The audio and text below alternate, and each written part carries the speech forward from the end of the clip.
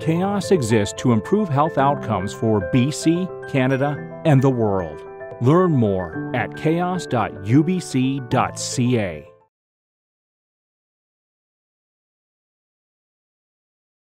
So thanks everybody for coming up for the CHÉOS WIP presentation. I'm Bodan Nosik, I'm a scientist here. Really, it's a pleasure for me to introduce my colleague, former classmate, Frank Scheuermeyer. It's been a long time, Frank. Frank is an emergency physician and research director at the Department of Emergency Medicine at St. Paul's. He's a clinician scientist and program head for emergency med at CHÉOS, and he's a clinical associate professor and research director at the UBC Department of Emergency Medicine. And that's a mouthful, eh? His research interests include cardiovascular emergencies, addictions, and marginalized populations. He's authored nearly 150 papers, reviews for 10 journals, is on the editorial board of Annals of Emergency Medicine. Way to go, Frank. Good stuff. So before we get going, a couple of notes for housekeeping. To those joining virtually, if your camera is on, you will appear on one of the screens, just so you know.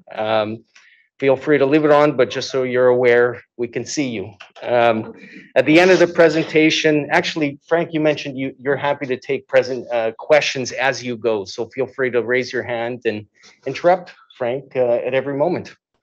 And then, because questions from the in-person audience may be difficult to hear, I'll do my, okay, that's a note from me. I'll have to do my best to repeat the questions for the virtual audience, all right? Okay, let's give it up for Frank. Hey, thanks, everybody, and good afternoon. It feels a little bit weird to be giving an in-person lecture and to be getting into a suit again after 2 years plus. I usually give quite a few talks, but my rhythm, cadence, timing are not great. So I'm a little out of practice here. I'm also mainly a cardiovascular researcher, chest pain, cardiac arrhythmias, cardiac arrest. So this is a bit new for me. It's an unfamiliar data set, so there may be holes or gaps in my presentation. Please don't hesitate to let me know if I'm explaining something very poorly or if I'm explaining things inappropriately. I've worked in a number of major teaching hospitals in Western Canada, and I was born here, and I love this city. It's a very beautiful city, and it's a very wealthy city. Can anyone see the price on that? This is about 15 minutes bike ride from where I live. That's $37 million. That's pretty expensive stuff, but it's also a city of contrasts, almost Dickensian contrasts.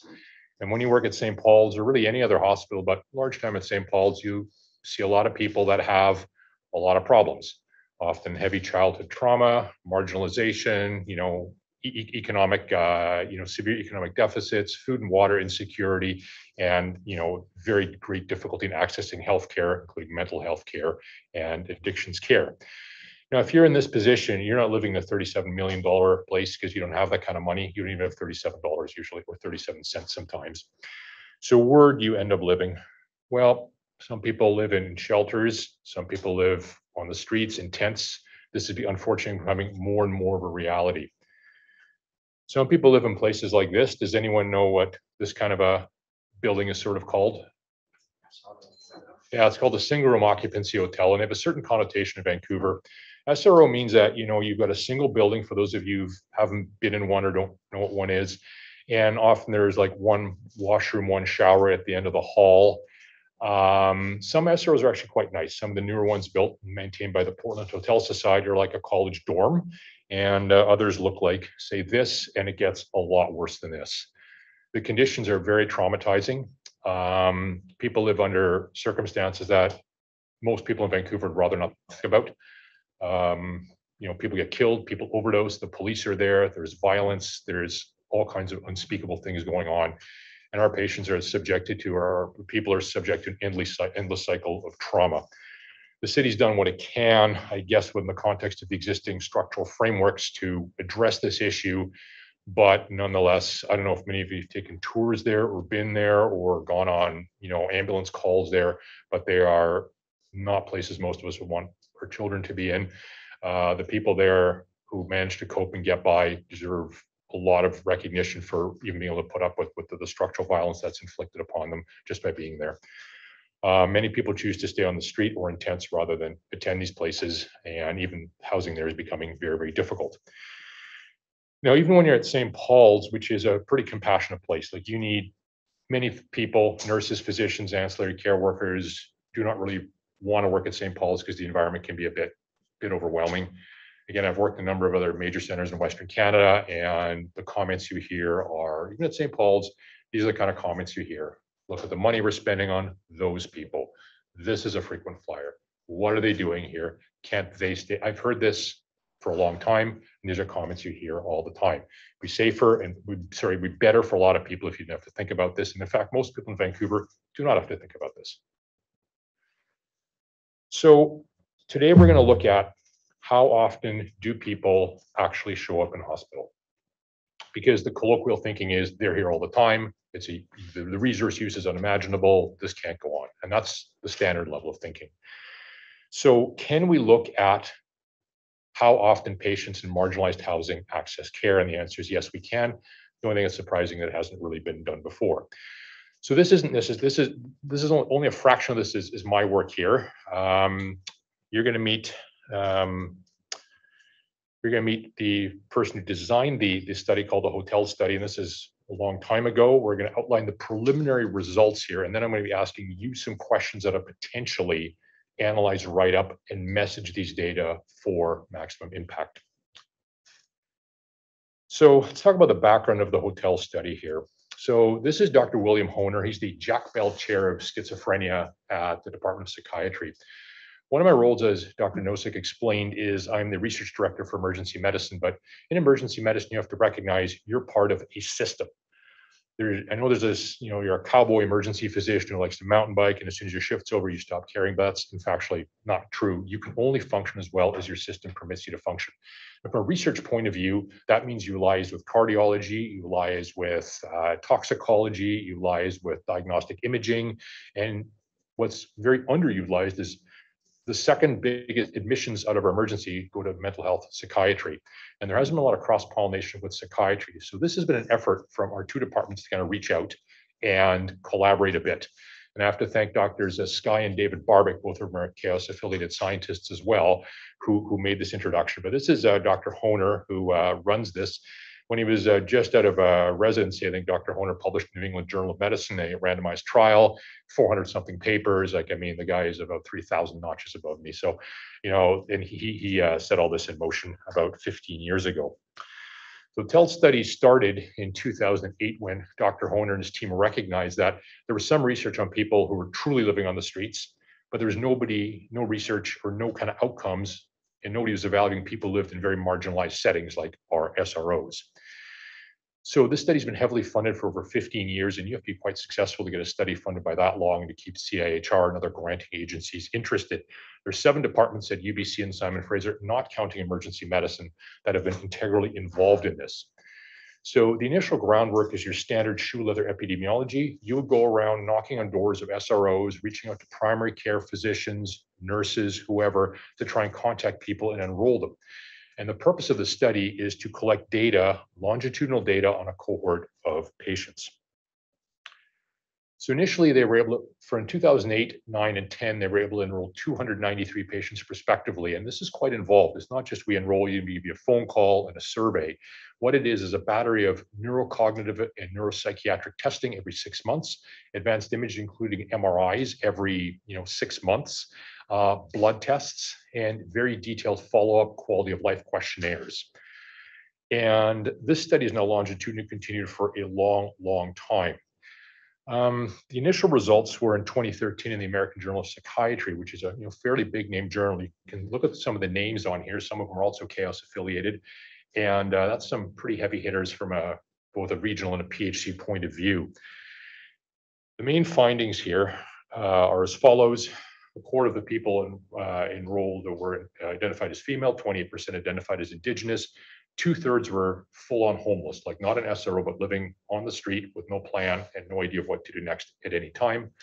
The vast majority of patients had an identified substance use disorder. It's important to recognize that the definition of substance use disorder has changed in the 15 years since the start of the DSM criteria have changed and standard definitions have changed, but nonetheless, I don't think this will have changed all that much.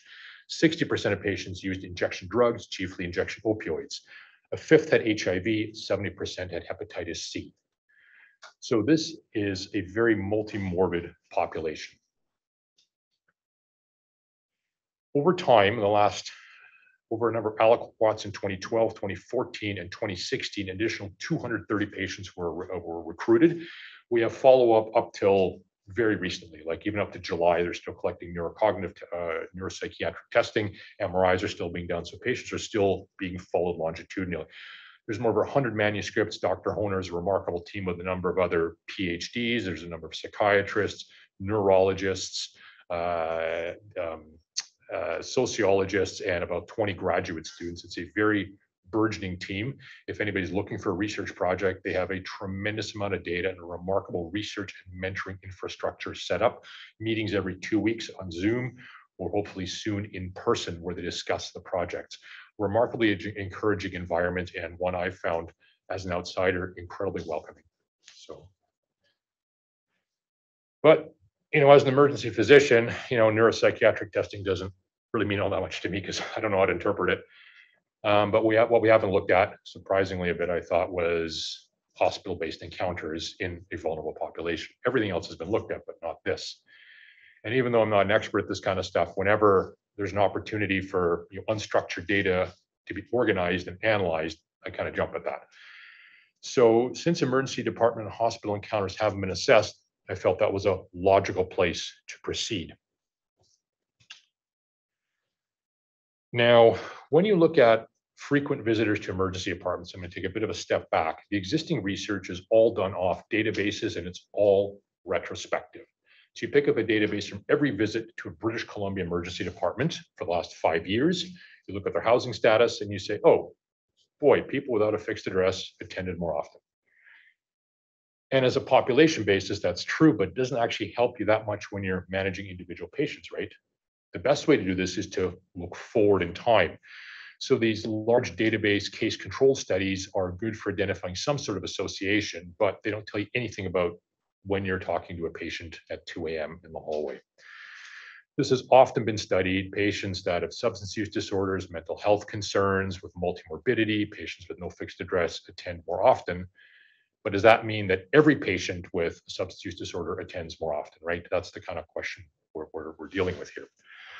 So that brings us back to this, that when you see somebody that has no fixed address on their address, or is receiving, or buprenorphine, is under psychiatric care, has an address that's perhaps on the downtown east side, some people might say, well, this person is here again. Why are they here again? And it becomes emotionally a little bit difficult because you wonder, are you actually making a difference in their care?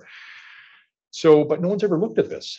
So whenever nobody looks at something, that's always a good project to take on, because it's data that's available and it's telling you a new story and a new message. So the hypothesis, of course, is that patients that are marginally housed show up here a great deal and get admitted to hospital a lot. So let's see if that's true. So the method section is as follows.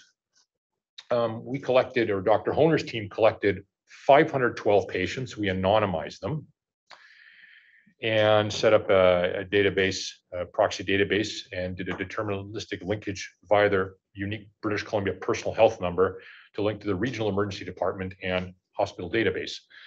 This is data that gets sent to NACRS, the National Ambulatory Care Registry Service, and which collects a minimum data set on patients, including discharge diagnoses and hospital outcome, whether they died, were admitted, were discharged home, left against medical advice. So you end up with a record of each patient's encounter at a hospital. And you can look at their length of stay, you can look at all their discharge diagnoses. Does not allow you to see things like what medications were given, or the results of testing won't be on there, but there's a certain amount of data that's collected. The emergency department database collects additional information, including ambulance arrival, police arrival, because police arrival is generally involuntary. It also collects the triage level. Generally, sicker patients are triaged at a higher level than patients that are perceived to be not as sick. And it collects the initial triage code, what the nurse or the paramedic thought was going on. Whether that's what's actually going on is anybody's guess. So you have a reasonable block of data. You cannot capture what happened at every encounter, but you can sort of get an overall snapshot of what was going on with our patients. I'm going to stop here for a minute and just ask if there's any questions, if I can explain anything better, or if there's any holes in what I'm talking about. Any comments from nothing yet? Okay, fair enough. That's excellent. So what we ended up analyzing was emergency department visits, including ambulance and police arrival. Ambulance arrival generally indicates you're a bit sicker. Police arrival usually denotes some sort of a mental health or other safety-related complaint. We looked at the triage level, we looked at their discharge disposition, discharge diagnoses, and we looked at disposition of patients. In other words, where do they end up? Do they end up discharged back to the residence? Do they end up admitted to hospital? Do they end up dying in the emergency department? Do they end up transferred to another site? Or do they end up leaving against medical advice or leaving prior to the treatment being complete?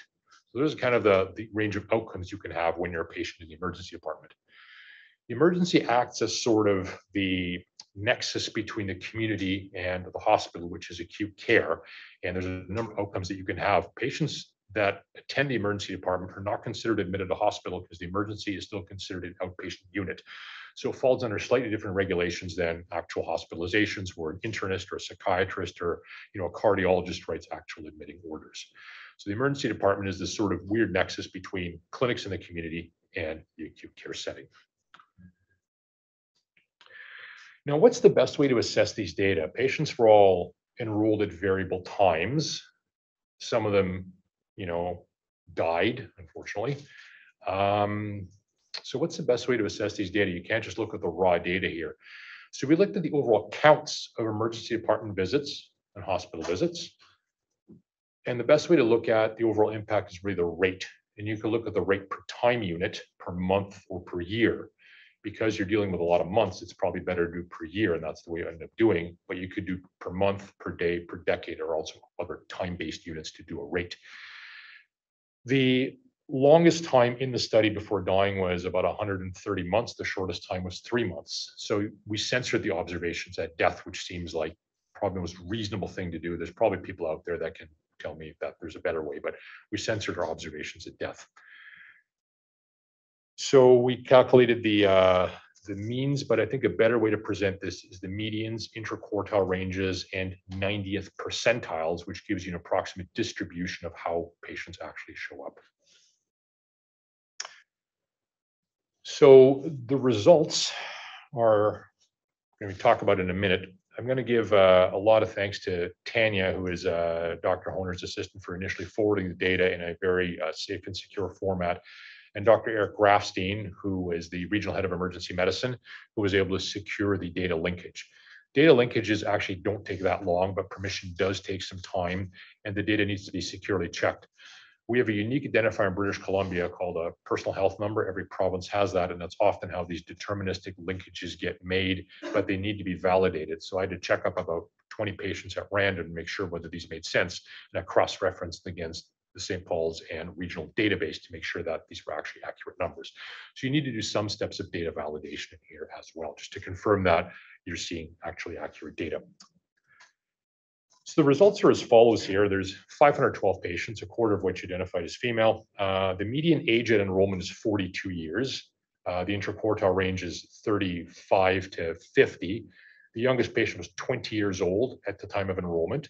The oldest patient, I think, was 68. So, and the 68-year-old's still alive. So there's a reasonable, there's a normal distribution of ages here.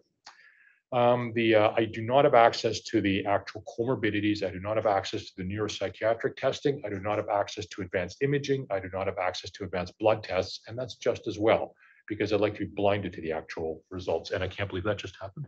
This is another talk here. Sorry, guys. Okay, don't know why that happened.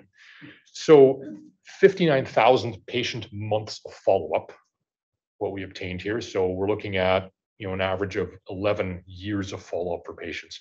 For any kind of longitudinal study, 2 or 3 years is already seen in a long time. To be able to capture a vulnerable, somewhat transient population like this who have been around for 11 years is really a remarkable testament to Dr. Honer's team to keep their patient partners as engaged as possible and just to make it worthwhile to participate in this. Overall, 41 people died. The majority died while hospitalized, and the majority were from infections or cancer. 2 patients died because of trauma, and there's a couple of overdoses in the community that died. But by and large, these were hospital-based deaths, often infections, chronic organ failure, or malignancies. Overall, 12,699 emergency department visits. Now, I know I'm cutting things a bit short here, but that's a median of 13 with an interquartile range of 5 to 39. Keep in mind that's over 11 years. In the 90th percentile, that's what the 90 means, the 90th percentile had 56 visits over that time. The range was 0. 10% of people had 0 hospital encounters during those 11 years, which is not something that will be naturally intuitive. One person had 564 visits, one person had 480 visits during that time. I know who both these patients are just from the actual list of diagnoses, and I can explain a bit more why these patients attend. Let's just start looking at rates now, because patients have been enrolled at different times, so these raw numbers may or not be that relevant. This may be a bit more relevant. So if you take one slide away from this talk, it's a median of 1.5 visits per year to the emergency department. A median of half a visit to 3.5 visits is your interquartile range. The 90th percentile had slightly over 6 visits per year, and the range is 0 visits, which we talked about, all the way to the 84 visits per year. Let's spend a minute talking about the 84 visit patient. This is a person in their 40s who almost always attends by ambulance and stays about 10 minutes and is usually just wants a sandwich. So even though they visit a lot, they're actually reasonably healthy. And they do not cause a great deal of, despite the number of visits, it's not like they're staying for 6 weeks at a time or causing tremendous disruption. They're just happy to be here, get a sandwich, and leave. And so just to let you, so this is what sometimes that you see is that these numbers can be a bit misleading. An admission to hospital for 6 weeks or a 2-hour visit in the emergency department are very, very different in terms of the trauma to the patient, as well as the impact on the system overall and to the other patients around them. But if you have to take one slide away from this, this is what you take. And if you look at our initial hypothesis of these patients show up a lot, they're frequent flyers, this is a lot of resources, that's not really borne out by these data, is it? Let's look at our ambulance transports. Now, I didn't look at the rate of ambulance transports. These are raw numbers, but it looks like about 40% of visits here were ambulance transports. The median is 5, and the interquartile range is 1 to 10. At the 90th percentile, there was 20 transports. One person had 386 transports. That's the person I was talking about, who usually leaves within 10 minutes of an ambulance transport. So that is like 40% of patients arrive by ambulance. Generally, the ambulance arrival rate for anybody is about below 20%. So 40% is a significant proportion of arrivals. Let's look at police attended visits, because I hear a lot of concerns. Oh, the police are there all the time. The police are bringing in people all the time. So over what amounts to an 11-year period and 500 people, we have 389 visits attended by the patients brought in by the police. That's only 143 patients brought in at least once. The vast majority of those patients had 1 visit. The highest 3 patients were 5 visits, 10 visits, and 17 visits. And they usually brought in for an acute mental health deterioration. But again, the police do not have to get involved as often as we might think they do, especially given the multimorbidity and social challenges that the population faces. So what's the most common diagnoses? You might think, oh, seizure, alcohol use, opioid overdose, but in fact, it's minor skin and soft tissue infections, almost all of which have a stay in the emergency department of under 2 hours. If anyone's been in the emergency department, generally you go up to our fast track area, you get some antibiotics, either as prescription or you get intravenous, and you come back the next day. So this is also driven a bit by repeat intravenous antibiotics. 30 years ago, most of these people would have been admitted to hospital for 3 or 4 days. Now they just show up with repeat visits for 2 or 3 days before they're better. Basic musculoskeletal pain, including back pain, is 800 visits. garden variety abdominal pain or chest pain, almost none of which was ominous enough to require admission, is some visits.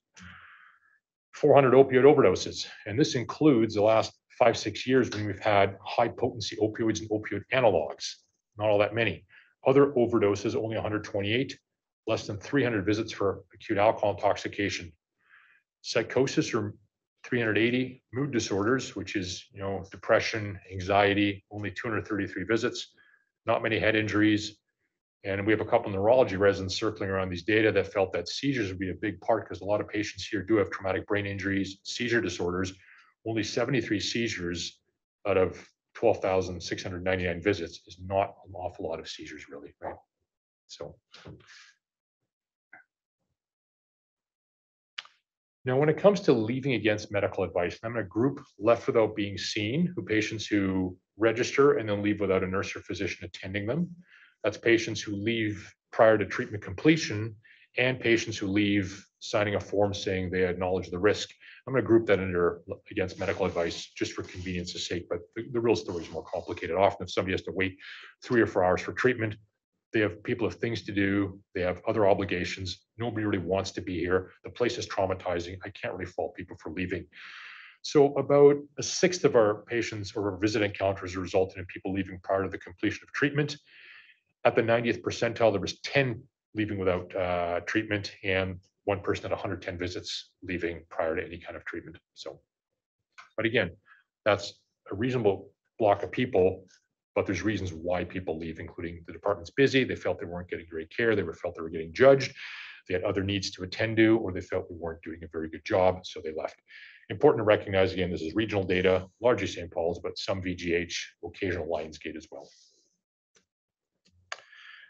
Let's look at dispositions. So when you look at resources used by the system, a hospital admission where patients admitted to hospital for 2 or 3 days, uses a bed, needs a nurse, needs medications, needs constant monitoring.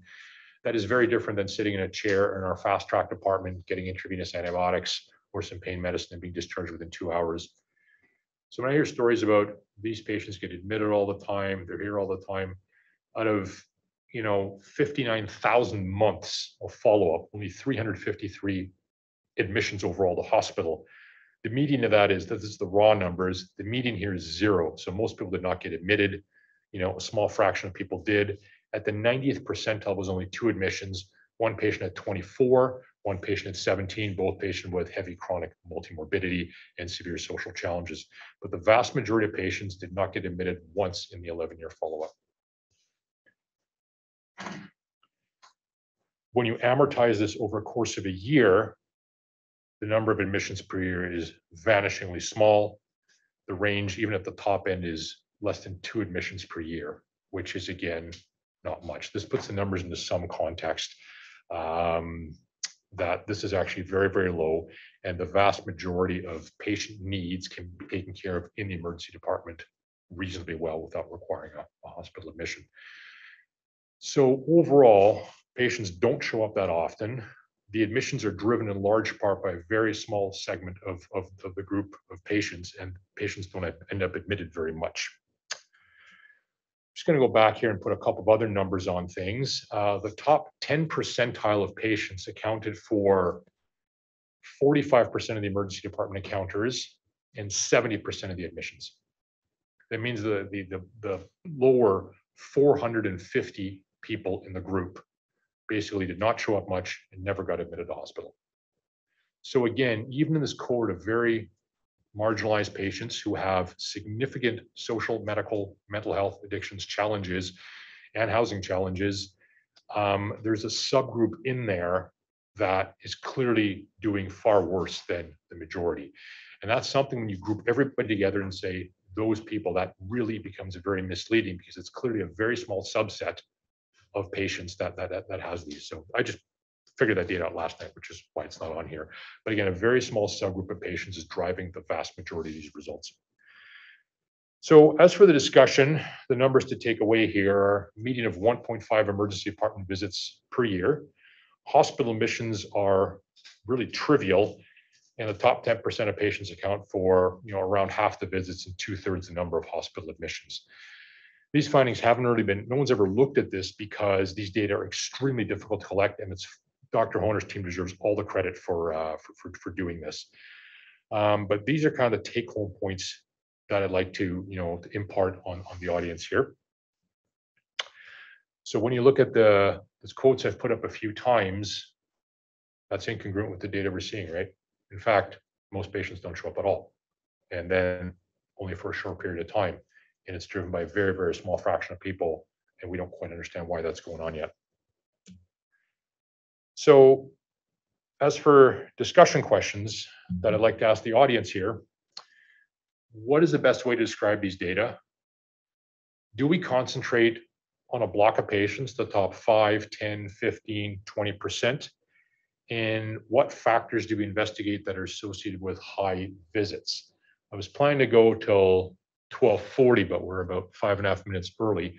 So I'm more than happy to entertain any questions or any suggestions here as how to manage these data, knowing full well that the majority of the important data, all the predictor variables, reside with the Department of Psychiatry, Dr. Honer.